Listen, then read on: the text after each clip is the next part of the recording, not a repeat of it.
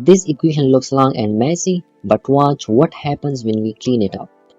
We are solving 2 times the quantity 3x minus 4 plus 5 equals 3 times the quantity 2x plus 1 minus 10. Let's break it down step by step. First, we distribute on both sides. On the left, 2 times 3x is 6x, 2 times negative 4 is negative 8, then we have plus 5. On the right, 3 times 2x is 6x, 3 times 1 is 3, then we have minus 10. Now let's simplify both sides. On the left, negative 8 plus 5 is negative 3, so we have 6x minus 3.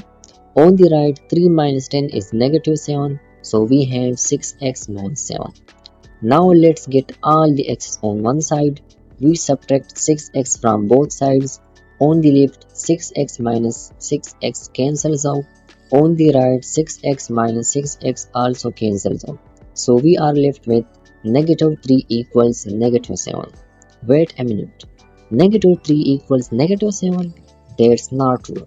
3 doesn't equal 7, so negative 3 doesn't equal negative 7. So here is the thing. This equation has no solution. It's a contradiction. No matter what value you plug in for x, the left side will never equal the right side. Pause and try it yourself. Plug in any number for x and see what happens.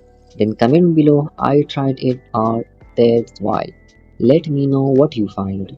Not every equation has a solution and that's okay. It's part of math. Subscribe for more algebra surprises and I will see you in the next one.